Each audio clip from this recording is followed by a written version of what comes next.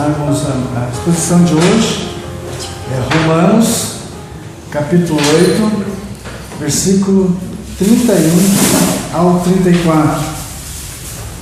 Já adiantando que nós vamos fazer a exposição até o versículo 39, só que hoje nós vamos até o 34, semana que vem nós partimos do 35 ao 39.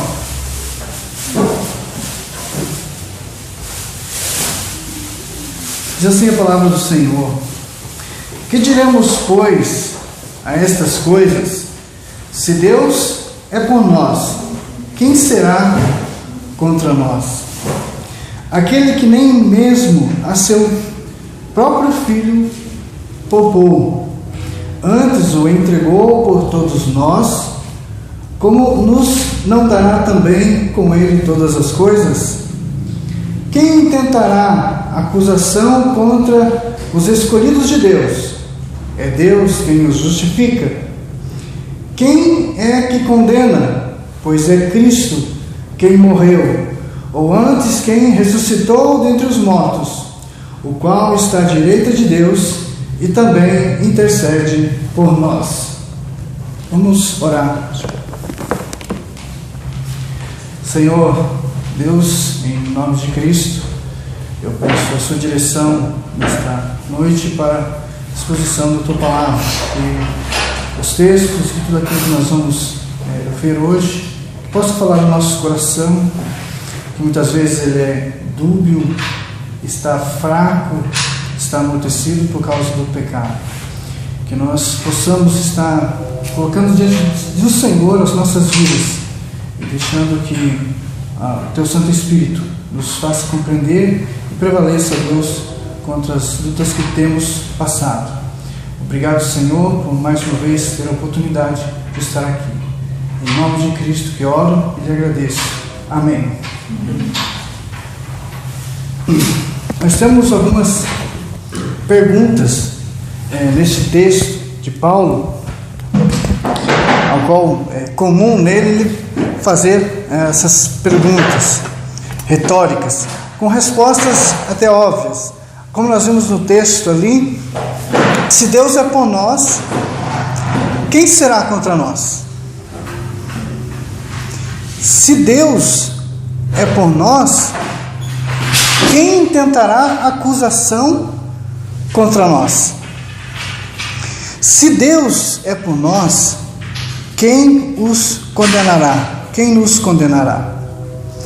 A cada pergunta ali no texto, a resposta é óbvia, de você dizendo que não há ninguém contra nós, que não há ninguém que nos acusa e que não há ninguém que nos condene. Mas e se fosse a pergunta feita de forma negativa? Se Deus não é por nós, quem será contra nós?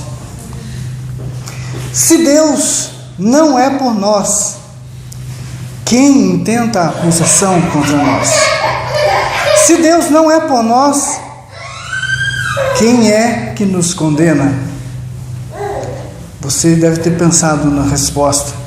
Mas vamos, antes de afirmarmos aqui, vamos ler alguns textos para que nós possamos meditar nisso. Vamos ao contexto do que nós acabamos de ler, versículo 28, acompanhe comigo lá, versículo 28, 29 e 30. Sabemos que todas as coisas cooperam para o bem daqueles que amam a Deus, daqueles que são chamados segundo o seu propósito.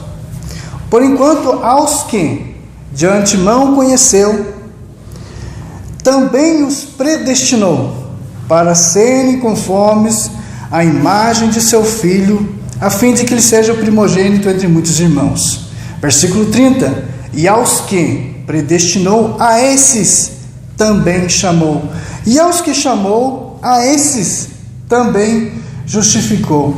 E aos que justificou, a esses também glorificou. Mas vamos mais além. O contexto que nós estamos falando, esse é o contexto direto. O contexto mais amplo é o capítulo 8 inteiro. Não vou ler o capítulo 8 inteiro, só para nós pegar algumas porções ali. Então nós estamos querendo compreender o texto em si. Ele inicia-se com uma pergunta: que diremos, pois, à vista dessas coisas? Nós lemos esses 3 versículos agora, falando sobre aqueles que são chamados, aqueles que são predestinados, aqueles que são justificados e esses que são glorificados. O versículo 1 do capítulo 8 fala: que diremos, pois, àqueles onde não há condenação? Por enquanto, agora, já não há nenhuma condenação para aqueles que pertencem a Jesus Cristo. Que diremos, pois? A possibilidade de salvação, as reivindicações dos condenados, que tornou inválido. O que esses agora que não têm nenhuma condenação, o que tornou eles a não serem condenados? Versículo 3: por enquanto o que fora impossível à lei, ao que estava enfermo pela carne, isto fez Deus enviando o seu próprio Filho em semelhança de carne pecaminosa, e no tocante do pecado, e com efeito, condenou Deus na carne o pecado. A base da salvação dos cristãos não é a lei, mas a morte vicária substitutiva de Jesus Cristo, aplicado pelo Espírito Santo que naqueles habita, Espírito Santo que em nós habita. Versículo 4, acompanhe comigo lá: a fim de que o preceito da lei se cumpra em nós, que não andamos segundo a carne, mas segundo o Espírito. Que diremos, pois, se não temos mais um pensar carnal, se nós não mais agimos de uma maneira que nos conduz à morte, mas nós temos uma maneira de pensar, uma maneira de agir que nos conduz à vida? Versículo 9: vós, porém, não estáis na carne, mas no Espírito, se de fato o Espírito de Deus habita em vós. Versículo 15: o desfrutar da filiação pela adoção, vivemos um padrão de vida pelo Espírito, porque não recebestes o espírito de escravidão para viverdes outra vez atemorizados, mas recebeste o espírito de adoção, baseados no qual clamamos Abba Pai, ou Papai. Que diremos, pois? Versículo 22 e 23: a perseverança e a esperança nas tribulações. Essa luz, essa glória muito maior que nós temos na redenção, que abafa as tribulações, as angústias e as aflições. Versículo 22 e 23: porque sabemos que toda a criação a um só tempo geme e suporta angústias até agora, e não somente ele, mas também nós, que temos as primícias do Espírito, igualmente gememos em nosso íntimo, aguardando a adoção de filhos, a redenção do nosso corpo. Nós fizemos esse resumo do capítulo 8 aqui, só para nós irmos mais além. O contexto, que é o ápice do capítulo 8, que é o ápice, esses versículos 31 a 39, o contexto é bem maior. Para compreendermos o que nós estamos falando sobre condenação, nós entendemos esse cenário que Paulo apresenta de um julgamento, de uma ação condenatória contra esses que estão em questão, esses réus, que nós vamos compreender quem são eles, porque esses que não estão agora mais condenados, que não têm mais a acusação sobre si, esses que Deus é por eles e que ninguém mais é contra eles, algo aconteceu para que essa condenação não os alcançasse. Então eu peço que você abra o capítulo 1, vai no capítulo 1, folheie a sua Bíblia lá, para nós meditarmos desde o capítulo 1. Não vamos ler as sequências, vou pegar alguns versículos até o capítulo 3. Do capítulo 4, 5, 6 e 7, nós vamos fazer semana que vem, também um resumo, acerca da vida daquele que não é mais condenado. Mas hoje nós vamos entender o que é essa pessoa que não é condenada, que não sofre a condenação eterna. O que diremos, pois, à vista da ira de Deus e do amor de Deus, da injustiça dos homens e da justiça de Deus? Nós vamos ver sobre o pecado nas nossas vidas. Todos nós aqui, estamos aqui reunidos, por mais santo que possamos ser, nós convivemos com o pecado, seja em grande escala ou em menor escala, seja a nossa volta ou até nós mesmos, nosso momento de fraqueza e no momento que nós vivemos nesse corpo que ainda ele é caído, ainda vive debaixo do pecado. O que eu quero trazer hoje a nós aqui? Nós não podemos cair na acomodação com relação ao pecado. Hoje, em nossa sociedade, a ideia de punir o pecador, de punição, está turvado, está mal compreendido. Muitas pessoas nem compreendem o que é punir, o que é exercer a punição devida, mas a ideia de que toda a ação errada existe uma ressocialização, um possível corrigir e anular aquela pena. Então hoje nós vamos ver um pouco da ação do pecado na vida de toda a humanidade. Então, Romanos, que nós estamos lendo agora, então, se você for na introdução da sua Bíblia, aqueles que têm acerca do pano de fundo, da historicidade da carta, você vai ver que essa carta, quando Paulo remete aos irmãos ali, ele não está enfrentando casos como ele enfrentou na igreja de Coríntios, a perversão que havia naquela igreja, não é a situação da heresia colossenses que havia na igreja de Colossos, também não é um levantar de moralistas, legalistas, assim como havia em Gálatas, mas ele fala com esses irmãos, que provavelmente nasceu do Pentecostes, esses irmãos foram para lá, Roma. Então esses irmãos recebem de Paulo uma teologia sistemática, como é conhecida Romanos em Paulo.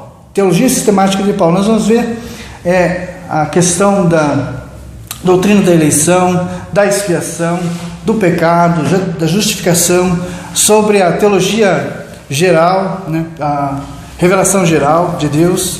Nós vamos ver tudo isso ali em Paulo. Nós vamos ver aqui a mensagem de Paulo em Romanos. Podemos resumir em 2 versículos, não resumir, mas como tema de sua carta, que é a justiça de Deus sendo sanada. Versículo 16 e 17, acompanhe comigo lá.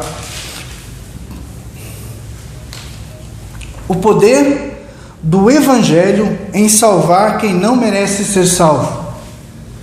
Irmão Kennedy. Água para um sedento. A necessidade do Evangelho. Versículo 16. Pois não me envergonho do Evangelho, porque é o poder de Deus para a salvação de todo aquele que nele crê.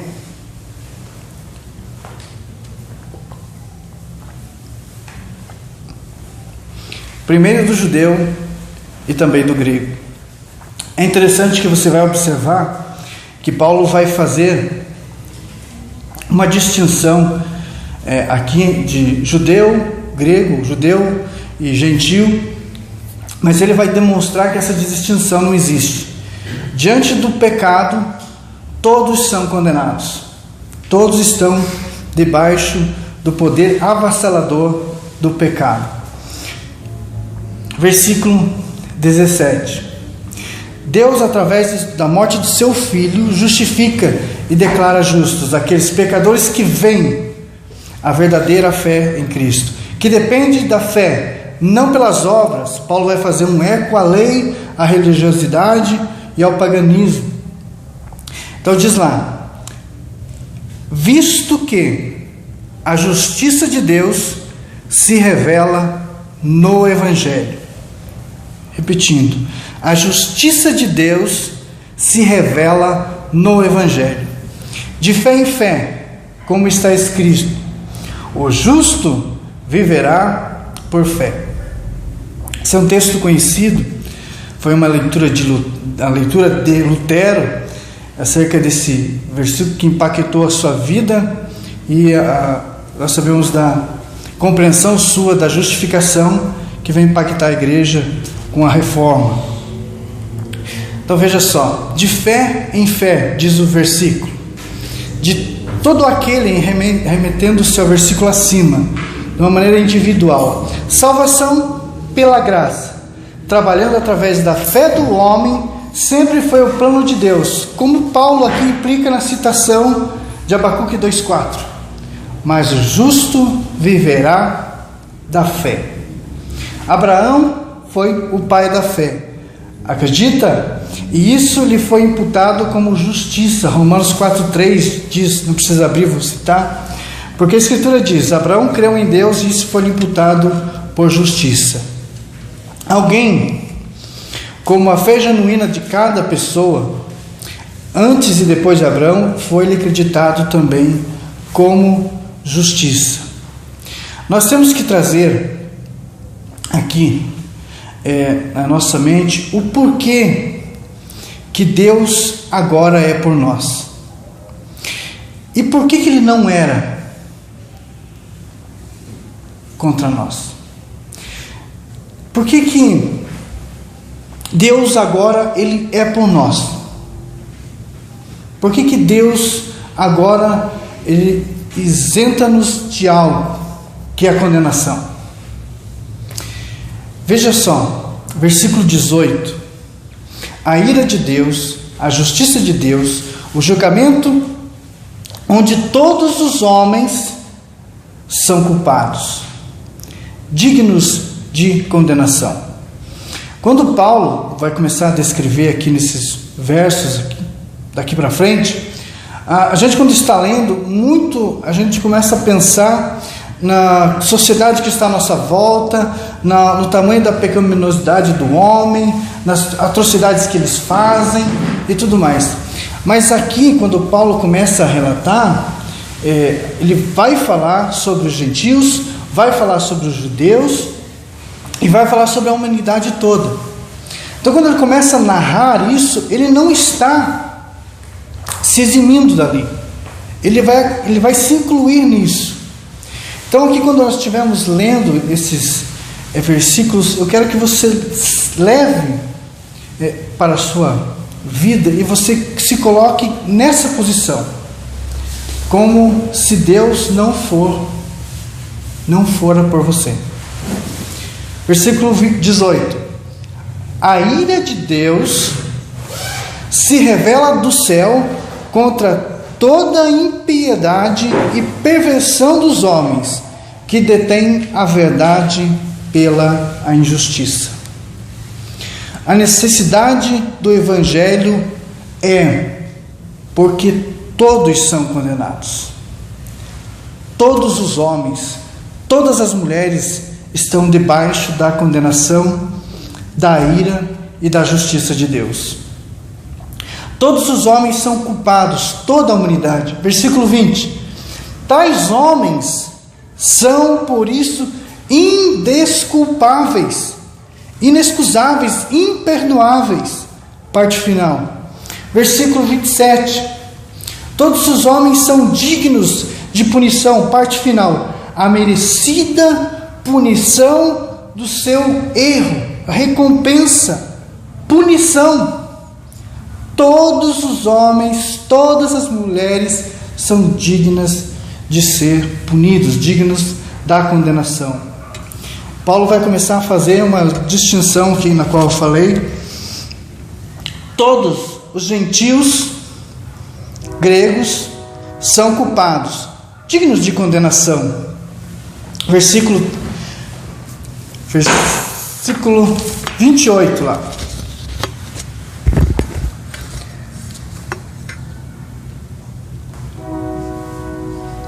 Versículo 28. E por haverem desprezado o conhecimento de Deus, o próprio Deus os entregou a uma disposição mental reprovável. Quero só ressaltar aqui que é comum as pessoas dizer, por o próprio Deus entregar, é como se Deus fosse o responsável.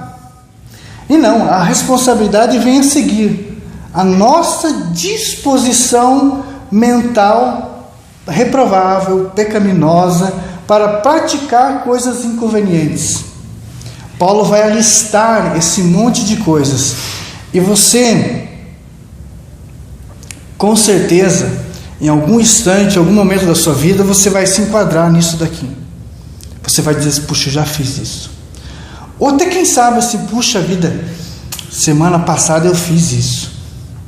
Puxa vida, ontem, versículo 29, cheios de toda injustiça, malícia, avareza, maldade, possuídos de inveja, homicídio, contenda, dolo, malignidade, sendo difamadores, caluniadores, aborrecidos de Deus, insolentes, soberbos, presunçosos, inventores de males, desobedientes aos pais, insensatos, pérfidos, sem afeição natural e sem misericórdia. Ora, conhecendo eles a sentença de Deus, de que são passíveis de morte,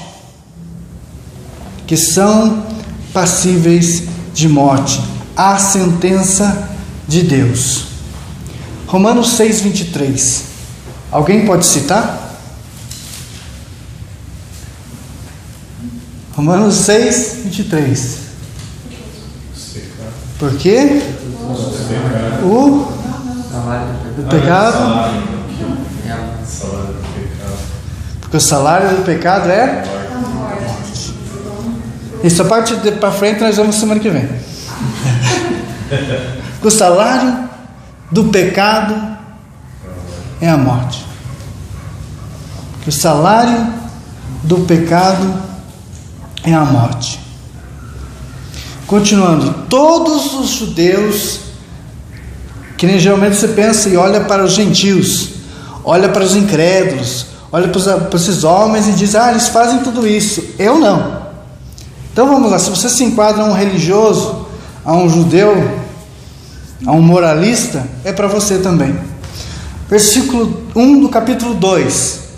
Portanto, és indesculpável, ó homem, quando julgas, quem quer que sejas, porque no que julgas a outro, a ti mesmo te condenas, pois praticas as próprias obras, as próprias coisas que condenas.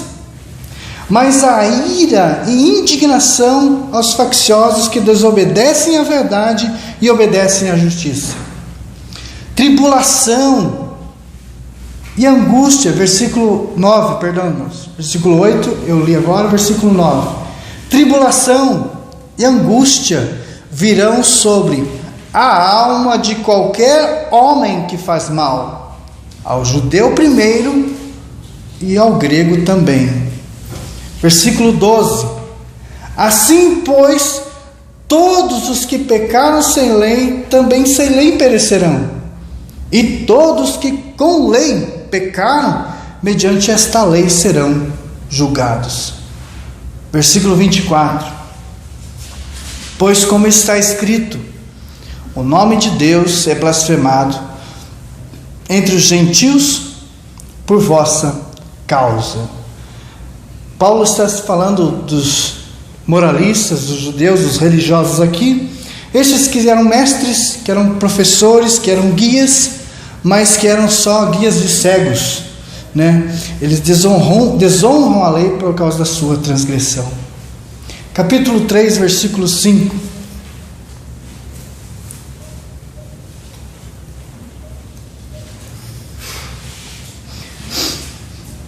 Mas, se a nossa injustiça traz lume à justiça de Deus, que diremos? Porventura será Deus injusto por aplicar a sua ira? Paulo abre parênteses e fala: falo como homem. Veja só, essa objeção que Paulo traz aqui, na necessidade do pecado para que a justiça possa sobressair, é negada. Digamos, quanto mais peca, então mais se apresenta a justiça de Deus, porque um Deus intransigente, tolerante, condescendente, não estaria moralmente qualificado para julgar o mundo. Versículo 6, Paulo vai falar: certo que não. Do contrário, como julgará Deus o mundo? É isso que Paulo fala ali. Versículo 7: é por causa da minha mentira fica em relevo a verdade de Deus para a sua glória, porque sou ainda condenado como pecador? Versículo 8. Paulo, que era acusado de ensinar exatamente isso, que quanto mais perverso o seu pecado for, mais glorifica-se a Deus, e que o evangelho que Paulo como se estivesse concedendo a licença para pecar com impunidade. Eles acusaram de dizer que aos olhos de Deus o pecado é tão aceitável que quanto a justiça, se não até mais. Versículo 8: e por que não dizemos como alguns caluniosamente afirmam que o fazemos? Pratiquemos males para que venham bens? Veja só a parte final: a condenação destes é justa. Condenação desses é justa, porque tal pensamento revela o caráter distorcido de quem a propõe, e a sua justa condenação está aqui. Continuamos a partir do versículo 9 do capítulo 3. Toda a humanidade é culpada, todos os homens, mulheres, são dignos de condenação. O mundo inteiro é justamente condenado porque todos estão debaixo do pecado, conforme argumentado anteriormente e demonstrado pelas Escrituras. Versículo 9: pois já temos demonstrado que todos, tanto judeus como gregos, estão debaixo do pecado. Todos estão debaixo do pecado. Paulo fazendo aquela relação: judeus, gregos, gentios, religiosos, incrédulos.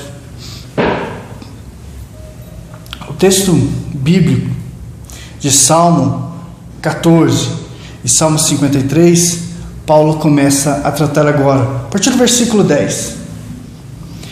E veja só, quando Paulo está falando isso, ele não está se eximindo, ele inclui-se aqui.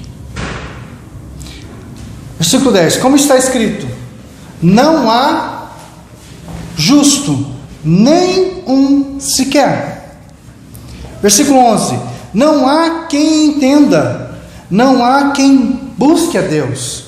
Versículo 12: todos se extraviaram, a uma se fizeram inúteis, não há quem faça o bem, não há nem um sequer.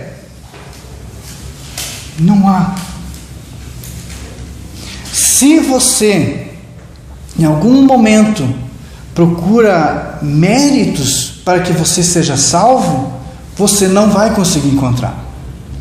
As evidências da sua pecaminosidade nós podemos encontrar em suas palavras, nas palavras do pecador.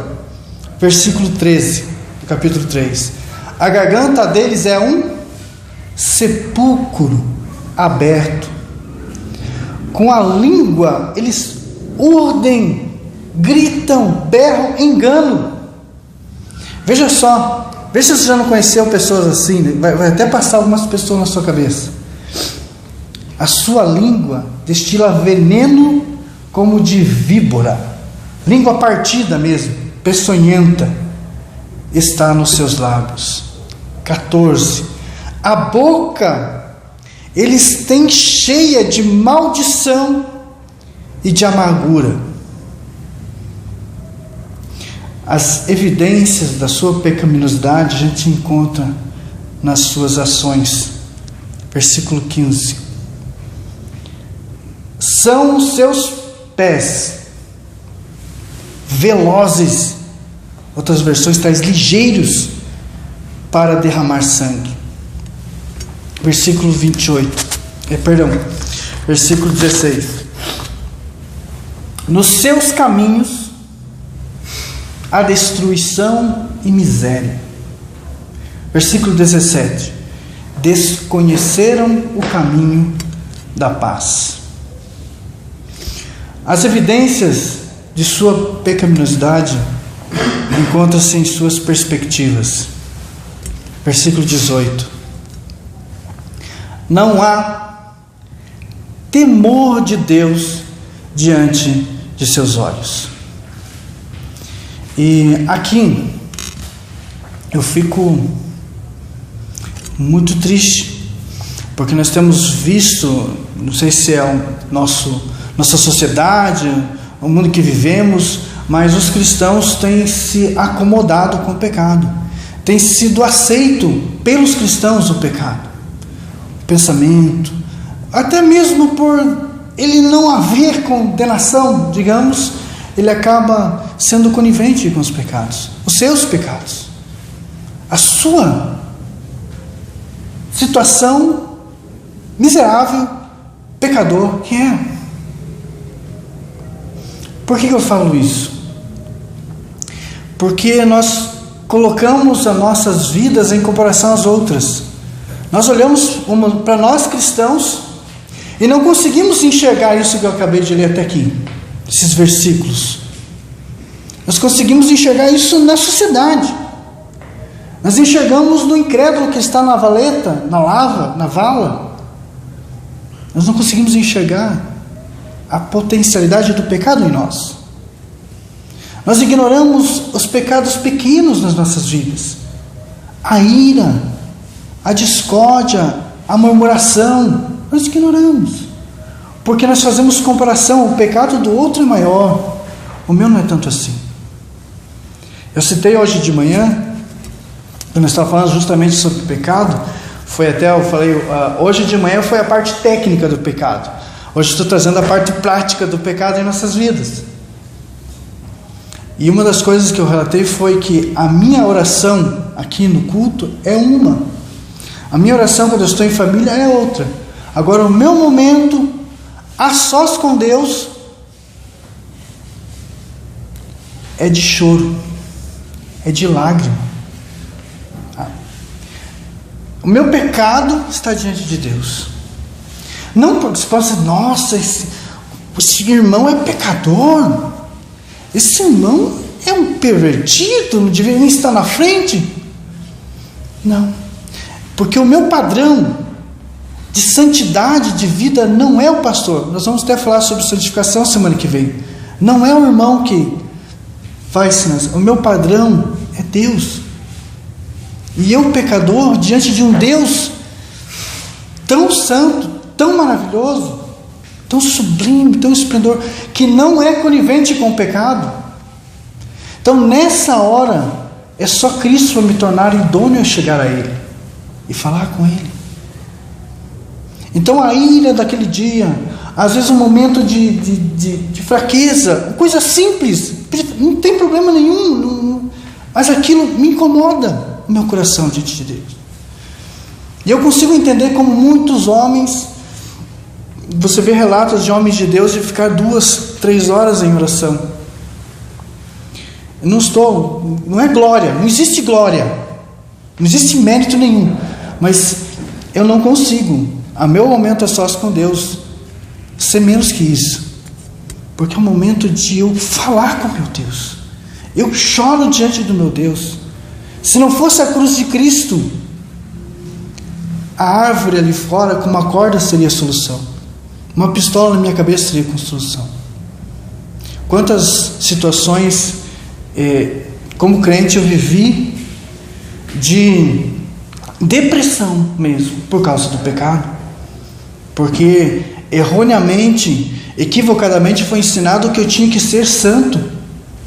Não que eu não tenha que ser. Sede santos, porque o vosso Deus é santo. Tem que buscar assim a santidade.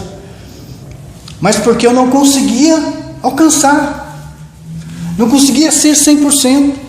Não conseguia ser totalmente santo. Sem mácula, sem ruga, sem pecado, sem nada. Livre. Até que um dia um homem de Deus falou: sou pecador, igual a você. É Cristo quem nos justifica. O texto vai falar: é Deus quem nos justifica. O veredito vai vir no versículo 19 e 20. Tudo o que vimos até agora converge na sentença. Todas as tratativas humanas para resolver o seu estado de condenação, com lei ou sem lei, com penitência ou não, tudo revela o seu pecado, deixa nu diante do pecado. Só retomando aquele momento que eu falei, de momento a sós com Deus, não que eu me sinto como aquele homem que veste saco de silício, né, para se parecer humilde lá na TV, né, aquele pregador, nem vou falar o nome para não dar crédito para ele. Eu me sinto o saco, eu me sinto nada. Quando Davi coloca seu rosto em pó por causa do pecado, ele não está querendo se mostrar humilde, é porque é isso que o pecado faz. Mas graças à graça de Deus, ao amor de Deus, nós vamos ver o que Ele vai fazer. Mas vamos à sentença. Versículo 19 e versículo 20. Ora, sabemos que tudo o que a lei diz, aos que vivem na lei, o diz para que se cale toda a boca e todo mundo seja culpável perante Deus. Versículo 20. Visto que ninguém será justificado diante dele por obras da lei, em razão de que pela lei vem o pleno conhecimento do pecado. A lei nos torna dignos de toda condenação de Deus. Vamos voltar àquelas perguntas iniciais. Se você puder voltar ao capítulo 8 também, que nós vamos retornar ali, para encerrar.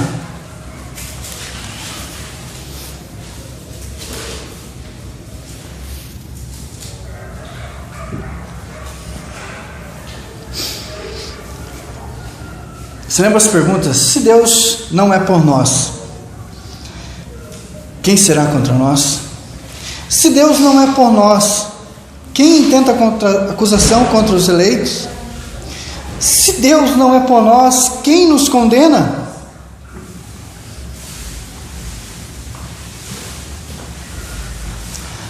A ira de Deus está contra nós. A lei está contra nós. O pecado está contra nós. Satanás está contra nós. Mas o ponto final aqui, Deus é contra nós. A ira dele está contra aqueles que não são salvos. Deus nos condena justamente as pessoas, aqueles a quem ele não salva. Mas vamos entender como é que funciona isso. João capítulo 3, versículo 36, só vou citar aqui, diz assim: por isso quem crê no Filho tem a vida eterna. O que todavia se mantém rebelde contra o Filho não verá a vida, mas sobre ele permanece a ira de Deus. Então veja só, aquele que não crê no Filho, que não está no Filho, ele tem a ira de Deus sobre ele, a condenação está sobre ele. João 3,18 diz: quem nele crê não é julgado, o que não crê já está julgado, por enquanto não crê no nome do unigênito Filho de Deus.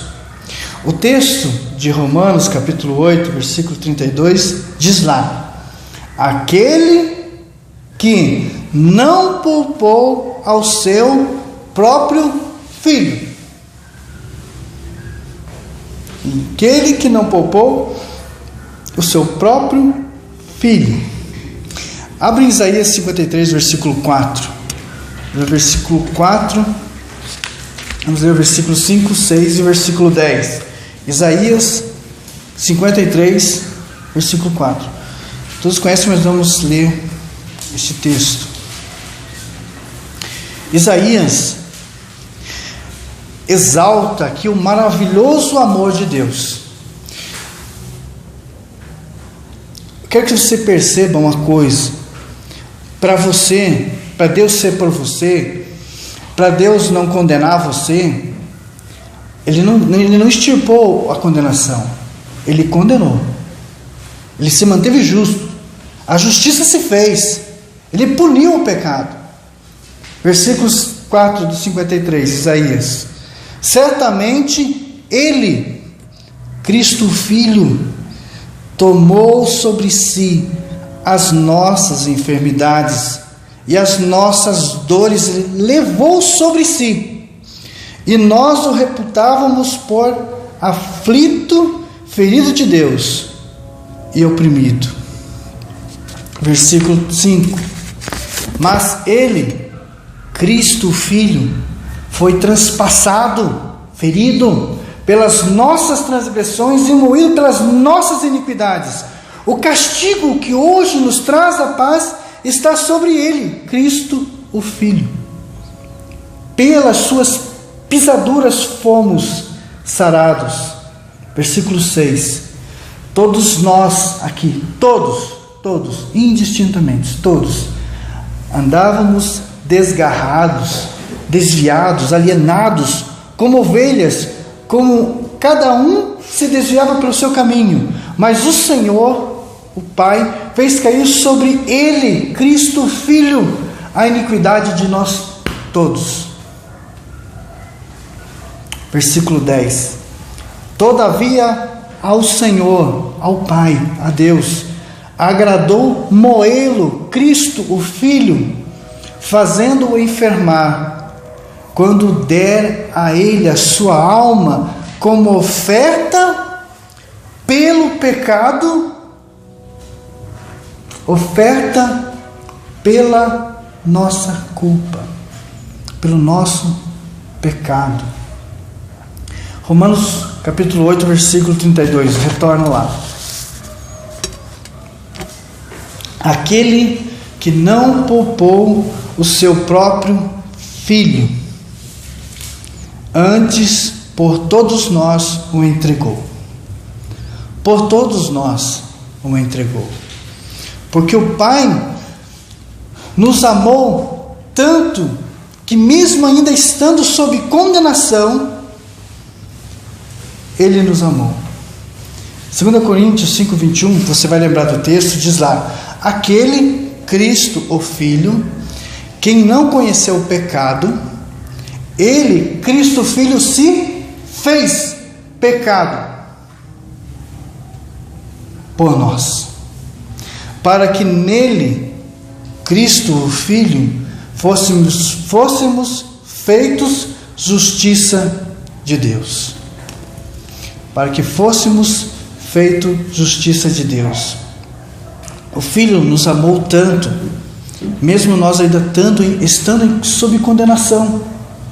Gálatas 1,4 diz: o qual se entregou Cristo Filho a si mesmo por nossos pecados, para nos desarraigar deste mundo perverso, segundo a vontade de Deus, o Pai.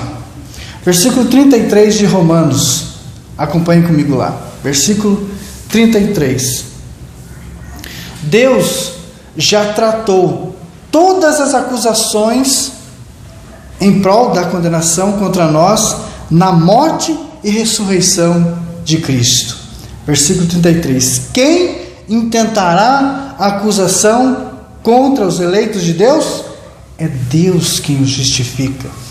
4:25, Romanos 4:25 diz: o qual, Cristo Filho, foi entregue por causa das nossas transgressões e ressuscitou por causa da nossa justificação.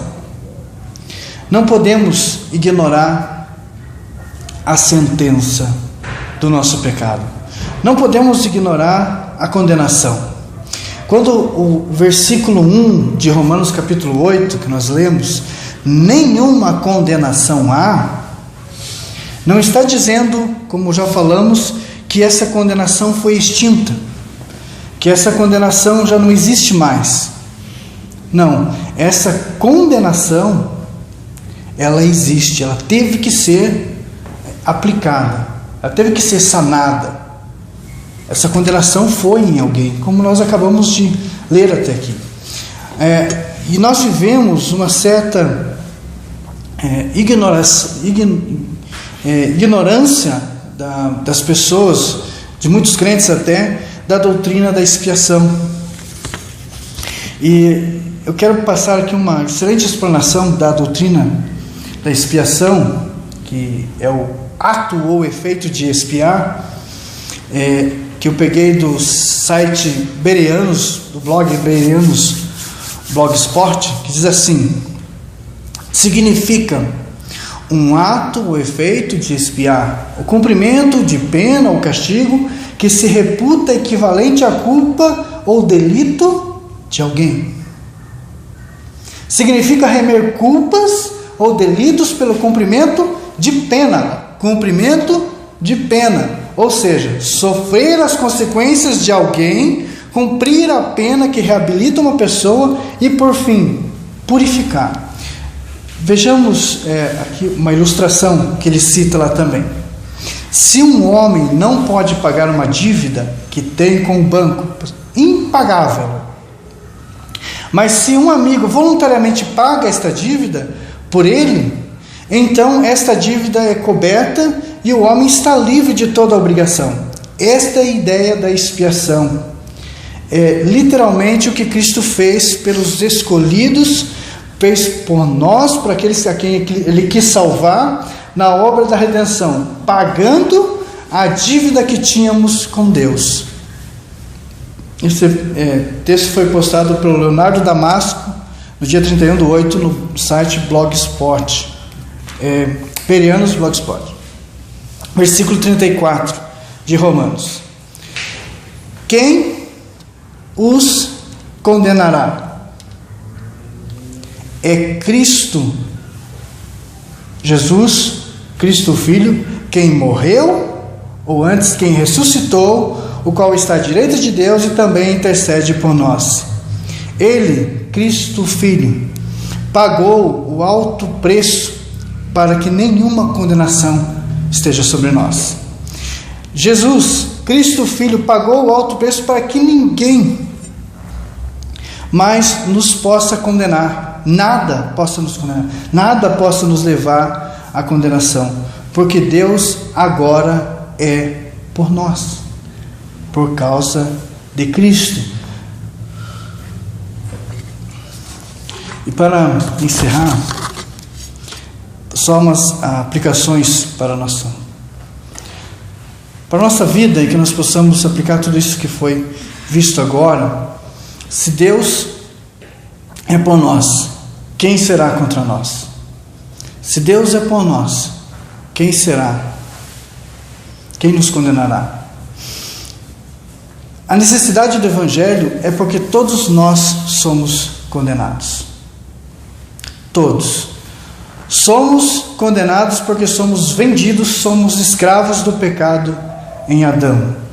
Deus trata o pecado da mesma forma. Não podemos ser acomodados com o pecado. Aquilo que nós já falamos aqui. Nenhuma condenação há. E porque alguém sofreu essa condenação em nosso lugar. Sem a graça de Cristo sobre as nossas vidas, nós somos, parafraseando, desgraçados, né? Você já ouviu essa palavra? Como diz Paulo, miserável homem que sou, sem a graça de Deus. Toda a humanidade é culpada, todos os homens e mulheres são dignos de condenação. Deus é justo quando condena o pecador. Deus é amor, Deus é bondade quando Ele condena o pecador. Deus é misericordioso, Deus é grande em amor quando Ele condena Cristo no seu lugar.